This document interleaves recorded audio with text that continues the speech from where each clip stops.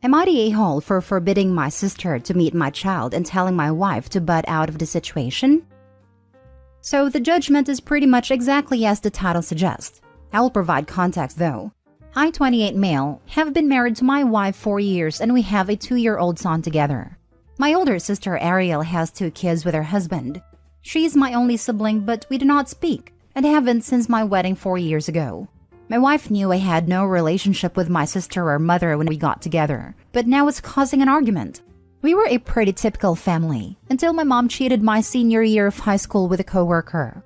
My dad moved out immediately and I moved with him. This caused a rift between me and my sister. My sister believed, since my mom was sorry and it was a one-time thing as she claimed, which I don't for a second believe, and was trying to reconcile through the church, that me and my dad's refusal to speak with her was somehow wrong. I was 18 and my sister was 20. Long story, but eventually my sister stopped speaking with my dad. I haven't seen my mom since 2016, and we have only spoken once since 2019 when she tried to invite herself to my wedding. She was not invited, but my sister was, out of courtesy. My sister didn't show up and we have not spoken since. My wife knew when she married me that my only family was my dad and my cousins. She said it was okay and she didn't care. So, a few months ago, my wife got a call from my sister's husband whom I've never met, and he said that he wanted to start mending the bridge and would like to have me come meet their kids. I said no. Well, then my sister started sending pictures of her kids to my wife and my wife sent pictures back. I told her multiple times I did not like this, and she told me she could send pictures to whoever she wants. I said that if she keeps testing my boundaries, she will be a single parent really soon, that she signed up for me as is. My wife is saying it's wrong to deprive my son of his family. I said I don't even have a relationship with my sister or brother-in-law, so why should my kid? That it doesn't make me feel comfortable at all, and I don't even know these people. Also, any picture she sends could easily be forwarded to my mom and she needed to think about that. She said she doesn't even understand why my mom can't meet her kid, and that comment alone angered me because I've explained my family drama for years, and it feels like she just ignored it. I said she really needs to think about who she wants to appease, because I'm not gonna stand for disrespect of my boundaries. My dad totally agrees with me, and is telling me I should start setting aside money now for an exit strategy because my wife's behavior is exactly how my mom used to act, and I should see the warning signs now. Am I the a-hole? Now for the top comments. Your dad cut off his own daughter and his own grandchildren because they didn't want to participate in the public shunning of his ex. I'm sorry, but your dad is an a-hole. No, my dad cut off his daughter after she wouldn't leave him the hell alone, blasted him to family friends for not taking my mom back, and tried to manipulate him by not speaking to him for months when he tried reaching out, and calling him a deadbeat even though she was 20 years old. Lol. Then she didn't show up for my wedding, and that was the final straw. Your mindset is man-hating and disgusting. Get some help. Not the a-hole. This was all clearly defined at the beginning of your relationship. Why does she even care? Follow your dad's advice. Pretty much what I said. Why do you care? Her parents are close by. She has multiple siblings. My dad is involved.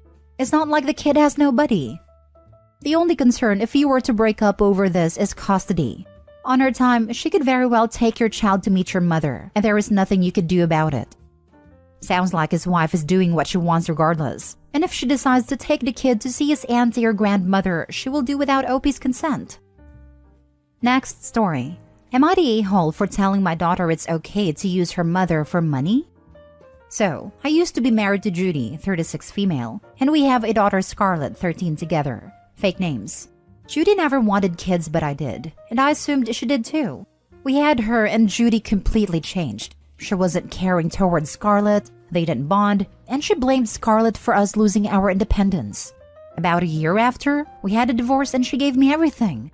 It did hurt me that she didn't even want to see Scarlett once a year even. She moved to Seattle months after, started running a business, got really fit, and her cousin told me she even got laser surgery to remove her stretch marks. Since then, Judy has moved to LA and divides her time between there, London, Mumbai, and New York City. She has become a fairly famous influencer and socialite. I check her Instagram every now and then, and she's been at parties with celebrities all over the world and seems truly happy. To her credit, every time her financial situation changed, she would come back and get our child support agreement changed to give more to Scarlett. Every time she'd come, she would spend time with Scarlett. She even kept it the same, even though my new wife makes a lot more money than both of us, and we don't need it now. About 3 years ago, she started calling more to talk to Scarlett. She would also come over more, and every spring break, she comes for those 2 weeks. She phones every night unless she's in London, Mumbai, or New York, in which case she just sends a text. On New Year's, she was at some celebrity's party but still took the time to phone. Now, I'm not saying that this makes up for anything, but she has been a presence in Scarlett's life. Well, we just found out that Judy's grandfather is very ill and is going to pass away within a month, maybe early March at best. So, she's going to India for spring break for his funeral and has requested to take Scarlett with her. I'm fine with that. My wife is fine with that. However, Scarlett got really upset at the idea of spending 2 weeks in India. I pointed out her mom will take her to all the nice places. She'll get to see great things, meet that part of her family, but she said that is not fair. So I pointed out that at the very least she can get whatever she wants out of her mom in those 2 weeks. My wife overheard and said I was an a-hole for telling Scarlett that it's alright for her to use her mom for cash since she has barely been in her life. I pointed out I didn't say that, but we argued, and since then I realized what I said kind of did amount to that. Was I the a-hole? Edit. Judy never told me she did not want kids. She allowed me to believe she did. If I knew she didn't, we would never have gotten married. You're the a-hole. If Scarlett doesn't want to go, don't make her go. Advocating for taking advantage of her mother is crappy. Is it wrong to point out that even if she won't be her mom's full attention, she can still get whatever she wants for those 2 weeks? I'm not telling her to drain her mother's savings account. Yes, this is wrong. You're teaching your daughter that time with people is transactional. Like if I go with mom, I get stuff, rather than allowing her to get to know her mom as a parent, not a bank account. Also, you answered your own question about why your daughter doesn't want to go. She won't be her mom's full attention. You've been her stable parent, but now you're trying to force her to be around strangers with no safety net. Her anxiety is valid. Stop forcing her because you want to be petty towards Judy. You're the a-hole. Scarlett got really upset at the idea of spending 2 weeks in India. Your kid doesn't want to go to India with someone she barely knows. Why would you push her on that? Because it's good for her. Not if she's freaked out about it. That's not a mindset where she's going to get something good from the trip. The main thing she's going to get is that you, her dad, don't care about forcing her to do something that feels unsafe just so you can get some petty revenge on your ex. So, your message to your daughter was, it's good to let other people do things with you that make you uncomfortable as long as they pay you. Great parenting. No way that message could go wrong. You're the a-hole. What I meant was, her mom can give her anything on that trip, and probably will give her that, so there's no harm in her going. Next story. Am I the a-hole for asking my husband to not drink on his 30th birthday? So me, 25 female, and my husband, 29 male, are expecting a baby somewhere in the next few weeks. I'm currently 35 weeks pregnant, and my husband's birthday is in 2 weeks. We were discussing the event yesterday, and I absolutely don't mind him celebrating it, and is very excited because it's his 30th. But I told him that since it's pretty close to my due date, I want him to not drink in case he needs to take me to the hospital. Now, I know the chances of that happening exactly then are slim, of course, but it's not impossible. I told him that I don't want to have to be taken by a cab and I want him to take me, as I don't want to be screaming in pain and potentially wetting myself in someone else's car. He said I'm being silly, and that there's no way I would go into labor in that time frame when he will be celebrating, and that he should be able to enjoy a drink with his friends, and that is not fair. I told him I haven't enjoyed a drink in 8 months, and it's really not a big deal. Am I an a-hole for asking him this? Edit. He wants to celebrate the birthday at our place, which is outside the city, so it would take a long time for someone to drive to our house and then all the way back. I understand that probably most births don't happen fast, but both my mother and grandmother had very quick births. I also understand there's plenty of situations where he might not be able to drive me personally, like if he's broken his leg or whatever, but these situations I can't predict. I'm not trying to control him. I very much encourage him to celebrate, but he's a lightweight, 1 to 2 beers, and is already tipsy.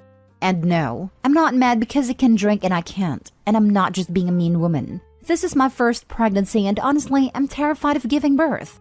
Maybe it's not that scary. Plenty of women do it every day, I know. But things happen, and you never know what's gonna happen to you. And I need him there. present and sober, and I want to not have to worry if he's all there. Now for the top comments. You're the a-hole. And I say this as a woman with a toddler and a baby. Let him enjoy his birthday. It's going to be way harder to do things once the kid is there. The odds of going from absolutely no signs of labor to ready to go to the hospital in the course of a few hours is very unlikely. Is he planning on getting so absolutely drunk that he can't stand up for 2 days? My sister-in-law gave birth in the ER waiting room because they didn't make it on time to get her checked in. My niece was 2 weeks early too. Is having a drink or 5 really worth the worry it causes to your pregnant wife and a risk of missing something that relevant? Surely it's possible to make a game plan just for that night. Designate a driver who can drive OP to the hospital just in case she happens to go into labor that night of his birthday. OP's husband can agree to limit his intake to a few drinks, so he isn't very drunk. I feel like there's room for compromise here. No a-holes here. I can see both sides honestly. It's a big date. Can you make arrangements for someone else to take you in the unlikely case that you go into labor? OP explains that she doesn't want to be in that vulnerable position in front of someone else, which I think is totally valid. It's not unreasonable to expect the child's other parent to be able to take her to the hospital. Not the a-hole. I can see how it might be awful for him, but if he can't make small sacrifices now, he's in for a rude awakening once he's a father. I'm sorry, but 1 drink is not the end of the world. The odds that she goes into labor within 2 hours of him having a drink or 2 on his birthday, at 37 weeks pregnant, is so low. I'm a father of 2 kids. I still occasionally have a drink or 2. Being a parent doesn't mean being dead. Last story. Am I the a-hole for missing an actual emergency because I turned off my phone to avoid my wife's unnecessary contact attempts during my tech-free weekend? My best friend 31 male and I 27 male have a tradition of taking a yearly weekend trip together that's phone-free. We've been doing this for a decade now. These weekend trips consist of us staying in a suite and exploring the city, not traversing the wilderness, so it's not like we're completely disconnected. Still, we like to keep one in hand for navigation and emergency purposes, and it would usually be friend's phone that we brought along. Friend and I left for our trip this year 2 Fridays ago to make sure of the long weekend. This was the first time I've gone on one of these trips since my wife and I moved in together, got engaged, or got married. However, we were dating for the last 2 years worth of trips, 2021 and 2022, and she seemed fine during that time. I would just tell her I was going to be busy for the weekend and she'd leave me alone. I understand that there are different expectations once you get married, but I didn't expect for the 180 in behavior. My wife all but demanded I take my phone as well, in case she needed to get a hold of me despite her having friend's number. I let her know I had arrived, and immediately after that she was texting me and asking me how things were. Then again, asking me another question when I didn't respond to the first one. I eventually muted our text conversation because I was sick of the phone buzzing. She called me a few hours later and asked why I wasn't responding to her texts.